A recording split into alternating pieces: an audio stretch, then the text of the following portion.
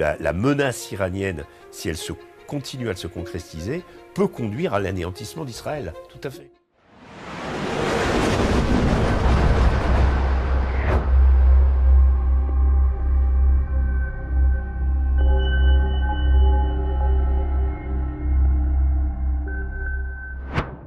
Bonjour Régis. Bonjour Aïcha. Régis, négociation ou non-négociation, où en est-on dans les pourparlers potentiels entre Téhéran et Washington?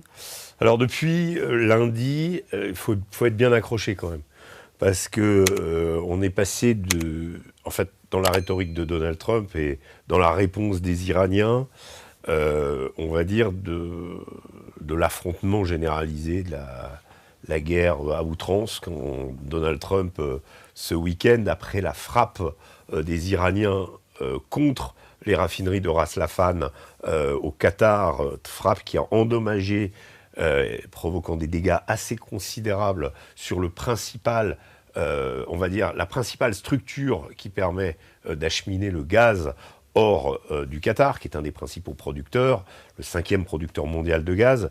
Donc là, Donald Trump a vu rouge. Je précise quand même que cette frappe iranienne était en riposte à une frappe israélienne, celle-là, sur le gisement de South Pars, qui est le même gisement que partagent le Qatar et l'Iran, et qui se trouve au milieu du détroit d'Ormuz. Donc quand Trump a vu que les Iraniens commençaient à s'attaquer aux structures de production des hydrocarbures, il a vu rouge parce qu'il sait que c'est un cap irréversible. Jusqu'à présent, depuis le début de la guerre, les frappes iraniennes visent les bases américaines essentiellement, elles visent les intérêts américains, elles visent parfois des hôtels qui hébergent, disent les Iraniens, des personnels militaires américains, et elles visent parfois des stocks d'essence. C'est pour ça qu'on voit souvent des images avec des fumées noires, mais pas la structure même de production. Là, pour la première fois, les Iraniens ont décidé de frapper ces structures. Donc Trump s'est dit, si l'Iran continue comme ça, c'est irréversible. Et là, on arrive à une destruction de l'outil de production, donc à une crise mondiale qui va durer pendant des mois et qui, potentiellement, pour Trump, est inacceptable. Donc, il a émis cet ultimatum. Et lundi, à la surprise générale, pas tellement à la surprise générale, parce qu'on a quand même un peu l'habitude de ce chaud et ce froid brandi en permanence par Trump, hein, c'est sa façon de faire. On est arrivé avec un communiqué sur Truth Social et une prise de parole expliquant que les États-Unis menaient avec l'Iran des discussions excellentes, constructives, et qui allaient résoudre tous les problèmes liés à cette guerre. Bon. Là, tout à coup, ce qui est intéressant, c'est que, et vous allez le voir aussi, c'est parce que c'est la critique que font les Iraniens sur ces propositions de nouvelles négociations, c'est que immédiatement après les propos de Trump, le pétrole, le Brent, qui était à 110, est descendu à 90. Donc coup de froid sur l'échauffement du marché des hydrocarbures, en particulier du pétrole. Et donc, en fait, les Iraniens accusent depuis, mais c'est pas même avant Donald Trump, d'agir ainsi pour calmer les marchés, pour gagner du temps. Gagner du temps, pourquoi ? Si on voit le versant pessimiste, pour que son armada qui amène des troupes potentiellement qui pourraient participer à une invasion de l'Iran, ou en tout cas à l'envoi de troupes au sol, puisse arriver au Moyen-Orient. Il y a plusieurs bâtiments qui embarquent quelques 6000 Marines. Vous avez la 82e division aéroportée, hein, très, très célèbre Sainte-Mère-Église, et une division d'élite de l'armée américaine qui est prévue d'être déployée également. Donc une armada qui arrive vers le Moyen-Orient, potentiellement pour on va dire, envahir l'Iran. Et là, l'Iran se méfie. L'Iran se méfie pourquoi ? Parce que dans les 2 dernières négociations qui ont conduit à la guerre, je pense à la première, juin 2025, l'Iran négocie au sultanat d'Oman, donc avec le ministre Al-Boussaidi, Steve Witkoff, Jared Kushner pour la partie américaine et Abbas Araghchi pour la partie iranienne. Donc il y a plusieurs rounds de négociations qui ont lieu. Là, on est sur la négociation 2025, mai 2025. On est sur plusieurs rounds de négociations sur le nucléaire.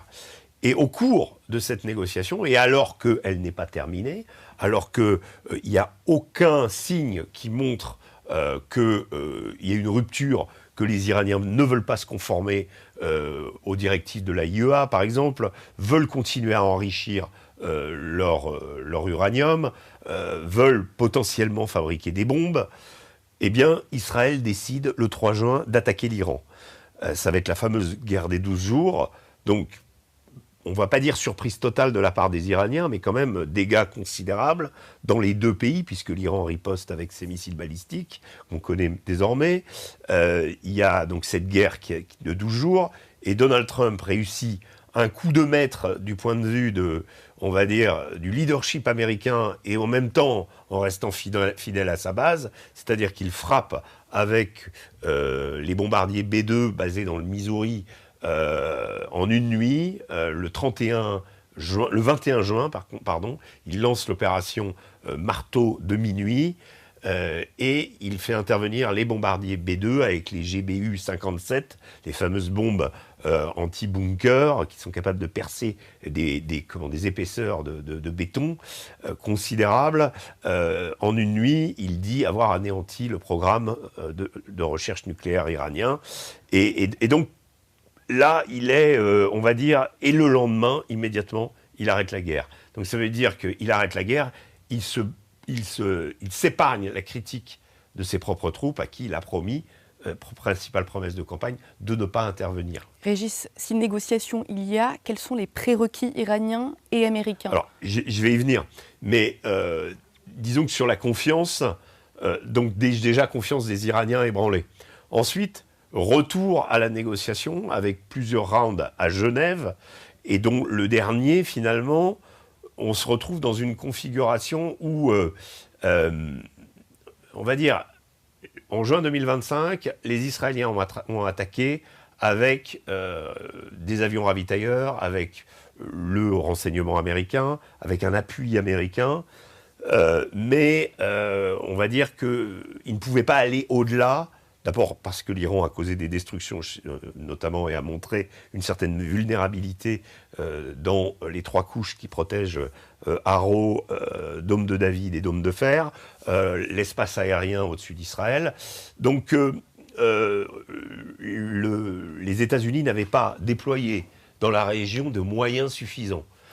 Qu'est-ce qui se passe là ? C'est que les négociations recommencent et Donald Trump envoie des porte-avions. Envoie un premier porte-avions, l'Abraham Lincoln, dans l'océan Indien, et il va envoyer un deuxième, le Gerald Ford, qui est le navire le plus cher de toute l'histoire de l'armée américaine. C'est le fleuron de l'armée américaine. On va voir qu'après, il aura quelques soucis, quelques déboires. Mais en tout cas, il envoie 2 porte-avions, donc avec 2 groupes aéronavals qui leur sont donc des frégates, des destroyers, des sous-marins, etc., etc. Donc une armada considérable, évidemment, pour une opération qui montre que les États-Unis et Israël, l'un avec l'autre, l'un sans l'autre, peut-être les deux, on ne sait pas, vont frapper quelque chose. Et les négociations sont en cours. On a progressé. Selon le ministre des Affaires étrangères omanais, on arrive à un deal qui est meilleur que celui de 2025, signé par Obama avec les Iraniens, sur la question du nucléaire. Et au milieu de ça, Donald Trump décide à nouveau de frapper. Donc on rentre dans cette guerre qui dure depuis 3 semaines maintenant. Et là, nouveau round de négociations. Si vous m'avez posé la question de savoir si ces négociations, où va-t-on, sérieux, pas sérieux, nouvelle proposition qui semble, on va dire, quand on écoute Donald Trump, on semble que les Iraniens sont à l'agonie et qu'ils sont désespérés de négocier. Bon, en réalité, il semble que la vérité soit plutôt dans le sens inverse. C'est plutôt Donald Trump qui est pressé d'en finir avec ce conflit, parce qu'il sent l'enlisement, il sent le bourbier arriver, et il sent le coup politique que ça risque de faire pour lui. Et donc, il y a des propositions. Et ce qui est très intéressant, c'est qu'on parle, par exemple, d'un nouveau négociateur qui serait J.D. Vance, le vice-président, qui est très en retrait depuis cette intervention, dont on sent qu'il n'a pas donné son approbation et qu'il n'est pas du tout sur la même longueur d'onde que Donald Trump. Une partie de sa base ne l'est pas. Le chef du contre-terrorisme américain a démissionné de façon fracassante, Joe Kent, en expliquant que l'Iran ne représentait pas un danger et qu'on y est allé en gros à cause d'Israël ou grâce à Israël ou pour suivre les plans israéliens. Donc là, il y a péril dans la demeure et on le voit bien parce que les Américains utilisent maintenant un autre créneau de négociation. Le sultanat d'Oman, c'est plus possible parce qu'il est visé par l'Iran. Il fait partie des pays du Golfe. Donc l'option pakistanaise semble émerger, elle existe, c'est une courroie de transmission de messages qui existe depuis longtemps. Et puis également sur la question du nucléaire stricto sensu, le Pakistan étant lui-même une puissance nucléaire, il y a une certaine logique, puisque si cette opération a démarré, du moins officiellement, c'est sur la question du nucléaire iranien, nucléaire civil ou nucléaire militaire. Le Pakistan, lui, il a le nucléaire militaire. Donc, voilà. Donc, si vous voulez, il y a tout à coup, et c'est en l'espace de quelques heures, cette option arrive, et les Américains sortent des propositions en 15 points, essentiellement sur ces 15 points autour du contrôle du nucléaire iranien, de la possibilité d'inspecter, de l'absence d'enrichissement. Il y a plein de points, de façon disproportionnée, qui concernent le nucléaire iranien. Et au milieu de tout ça, vous avez le 12e point, lever des sanctions. Et ça, c'est ce que recherchent les Iraniens. C'est-à-dire que là, il y a peut-être une possibilité que les Iraniens accrochent. C'est-à-dire que... mais il y a aussi la crainte que on reparte dans une situation où il va y avoir négociation, et puis Trump va dire allez, on envoie les troupes au sol, et là, on va passer à une autre étape. Est-ce que les Iraniens pourraient exiger un retrait des bases américaines dans la région du Golfe ? Oui, c'est ce qu'ils ont fait. Eux-mêmes ont exprimé le fait qu'ils veulent des réparations de guerre, le retrait des bases américaines, la levée des sanctions. Ça fait, il y a pas mal de propositions du côté iranien qui sont faites pour être inacceptables. Mais l'idée étant de retrouver un modus vivendi, une sorte de tronc commun. Il me semble que la proposition en 15 points des Américains est inacceptable, mais qu'elle me semble moins inacceptable que celle des Iraniens. Mais pourquoi ? Pourquoi les Iraniens négocieraient-ils, finalement ? Aujourd'hui, ils sont dans cette guerre d'attrition. Ils ont lancé tout ce qu'ils avaient, ou peut-être en tout cas... en ont-ils encore sous le pied ? C'est possible, puisqu'ils ont épuisé largement les défenses antiaériennes des pays concernés, y compris d'Israël. Il y a de fortes inquiétudes sur la question du taux, de la faiblesse des munitions côté israélien et la faiblesse justement des interceptions. On a noté depuis 2 jours que les missiles iraniens, en particulier aujourd'hui, semblent atteindre leur cible dans le ciel d'Israël sans rencontrer d'interception. Donc ça veut dire, est-ce que Israël est arrivé au bout de sa protection ? Et donc ça veut dire que c'est très inquiétant. Et est-ce que les États-Unis sont capables de fournir à nouveau des THAAD, des Patriotes ? Est-ce qu'il y a encore de quoi fournir et protéger Israël ? Ça, c'est aussi un vrai problème. Les pays arabes, on sait très bien qu'ils ne seront pas protégés, et ça continue. Un dépôt encore une raffinerie pétrolière a été frappée ce matin à Koweït. Donc les Iraniens montrent qu'ils ont encore des munitions. Ils montrent que peut-être qu'ils ont réalisé une technique qui consistait au départ à frapper avec de nombreuses charges, sachant que ces charges allaient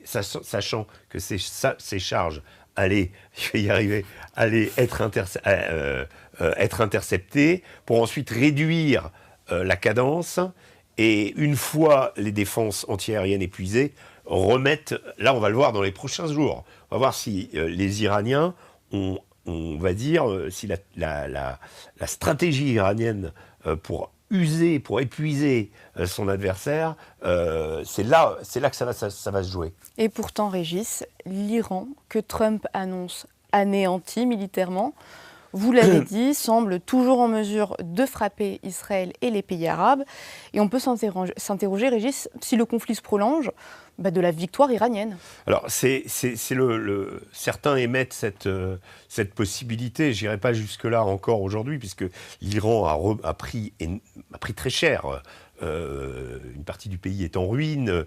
Vous avez 3 millions de déplacés. Enfin, c'est colossal, quoi. L'Iran a été frappé sans discontinu depuis 3 semaines.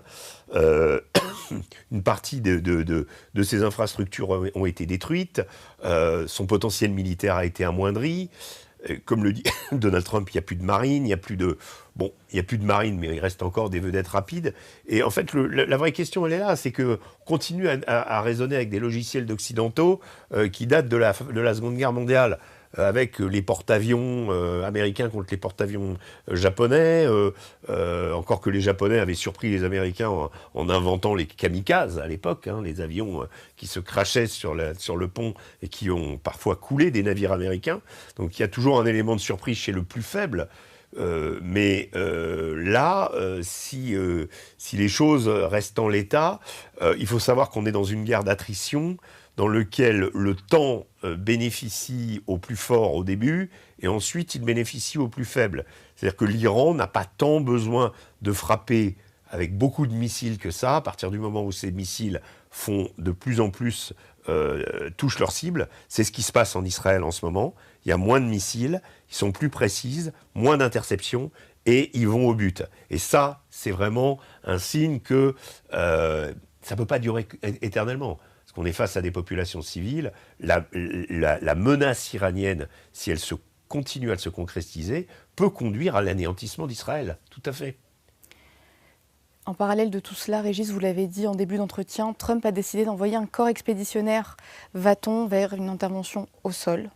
Oui, alors la vraie question, elle est là, c'est le choix de la négociation qui dit... Si les Américains s'engagent, parce que c'est quand même très très différent du dernier round de négociation à la fin février, où là on négociait sur le nucléaire, là on négocie surtout, on négocie sur la configuration de l'après-guerre et des équilibres régionaux dans l'après-guerre. De toute façon, si les Américains décident cette voie, le régime iranien va rester en place. Donc ça veut dire que c'est un des objectifs de guerre qui, en tout cas c'était l'objectif affiché des Israéliens, il va falloir qu'ils s'en contentent. Probablement que dans l'équation, les Iraniens vont inclure le Liban, c'est certain. Leur allié du Hezbollah sera inclus, et la destruction du Hezbollah affichée par les Israéliens et l'invasion du Liban Sud va évidemment être mise en question par ces négociations. Donc si ces négociations vont au bout, l'Iran reste un acteur régional majeur qui va toujours représenter une menace, même s'il arrête ses tirs sur ses voisins du Golfe, dont les économies sont largement abîmées par cette guerre. Il va se passer au moins 6 mois, si ça s'arrête là, avant qu'on retrouve le flux des hydrocarbures, le flux des marchandises, parce qu'il n'y a pas que les hydrocarbures, il y a un vrai problème avec l'hélium, avec un certain nombre de gaz qui sont utilisés pour des productions agricoles. Vous avez un problème aussi, l'Iran est en train de monétariser le passage du détroit d'Ormuz en yens et non plus en dollars. Donc il y a une vraie volonté de la part des Iraniens d'attaquer le dollar roi qui régit les économies de la région. Donc tout ça finalement fait que l'Iran restant en vie, l'Iran gagne quelque part. Mais pour revenir sur la question des troupes au sol, puisque c'était aussi là, si Trump utilise cet argument, on revient dans une configuration que l'Iran a connue au début des années 80, donc avec l'invasion au sol par les troupes de Saddam Hussein, qui sont rentrés dans le Zouristan, la province, et c'est d'ailleurs probablement là que les Américains et les Israéliens enverront leurs troupes. Il y a la question de l'île de Karg, qui est pas loin, et le Zouristan, qui est juste au nord. Vous avez la fameuse bataille de Khorramshahr, qui reste mythique du point de vue des Iraniens, parce que les troupes de Saddam Hussein perdent énormément d'hommes, faisant face à une guérilla redoutable, orchestrée par les gardiens de la révolution iranienne, et qui va devenir le symbole de la résistance iranienne à l'invasion irakienne pendant cette guerre. Encore une fois, ce qui est très intéressant, c'est qu'on s'en réfère à cette époque-là, qui est l'époque fondatrice des gardiens de la Révolution. Si l'ayatollah Khomeini crée les gardiens de la Révolution, c'est parce qu'il n'a pas confiance en l'armée iranienne, qu'il considère comme étant encore infiltrée par des éléments du Shah. Et donc il crée ce corps des gardiens de la Révolution, et c'est eux qui vont, on va dire, faire la véritable résistance de l'Iran contre la guerre déclenchée par l'Irak. Et toute la mythologie du régime, elle est là. Et tous les acteurs qu'on voit aujourd'hui se distinguent les uns les autres dans leur importance en « t'as fait cette guerre, ah non, tu l'as pas faite. Toi, tu l'as fait, oui, t'as été un commandant, etc., etc. » Celui qui a incarné le plus cette guerre, c'était Rassam Soleimani, celui qui avait fait l'architecture politico-militaire du fameux croissant chiite qui allait du Hezbollah aux Houthis. Et Soleimani, il était partout. Et c'est Trump, d'ailleurs, qui l'a éliminé en 2020 d'une frappe de drone au moment où il avait atterri à l'aéroport de Bagdad. Donc, ce qui est très intéressant, c'est ça, de reprendre. Et qu'est-ce qu'on a ? Eh bien, on a une progression des troupes de Saddam Hussein qui se fait au départ très rapidement, et puis qui est tout à coup bloquée dans cette fameuse ville de Khorramshahr. Khorramshahr, c'est aussi aujourd'hui le nom d'un missile que les Iraniens utilisent, et un de leurs plus sophistiqués. Donc il y a un côté symbolique. Alors, on peut imaginer que la 82e, Trump n'envoie pas les troupes d'infanterie, il envoie les Marines, il envoie la 82e Airborne. Les Israéliens enverront aussi sans doute des éléments de leur division, mais c'est des éléments d'élite. La façon dont la guerre va se faire sera totalement différente, mais on oublie encore une fois une dimension considérable, pourtant à laquelle on devrait être habitué, qui s'appelle les drones. Et les drones, c'est iranien à la base. Depuis 1995, les Iraniens étudient les drones. C'est eux qui ont fait les fameux drones Shahid. On peut imaginer qu'ils en ont une palette assez large, que les Russes leur ont donné pas mal de leur retour d'expérience aussi, et que si confrontation au sol il doit y avoir, eh bien on va découvrir, et d'ailleurs on commence déjà à le découvrir sur les bases américaines en Irak. J'étais surpris ce matin de voir des vidéos de drones FPV qui se baladent autour de Camp Victory, qui était la grande base américaine à côté de l'aéroport de Bagdad, et on voit un hélicoptère qui est frappé par un Black Hawk, donc qui coûte, je ne sais plus combien, mais beaucoup plus cher que ce drone FPV, et le drone FPV rentre dans l'hélicoptère, et c'est des images, on les regarde et on se dit, mais c'est l'Ukraine ça, c'est ce qu'on a vu depuis 3 ans en Ukraine, c'est la montée en puissance de cette guerre, et là il ne faut pas oublier que si les Américains ils vont au sol, il va y avoir ça, et les Iraniens maîtrisent. Donc c'est un élément... je pense qu'il doit être pris dans l'équation des stratèges du Pentagone énormément, à savoir comment la résistance iranienne va-t-elle se faire, comment leurs troupes vont être positionnées, va-t-il s'agir d'une guérilla, va-t-il s'agir...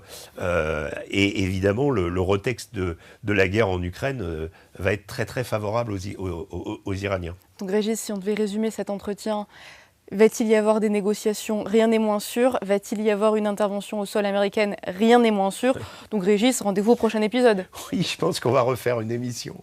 Peut-être demain ou peut-être lundi. Peut-être laisser passer ce week-end parce que voir si ces négociations vont avoir lieu. Si déjà J.D. Vance arrive au Pakistan, à Islamabad, et que les négociations commencent avec Mohamed Abbas Khalibaf, le chef du Parlement, ça sera déjà une avancée assez considérable. Pour le moment, il y a une sorte de confirmation, mais il n'y a pas encore de matérialité. Merci Régis.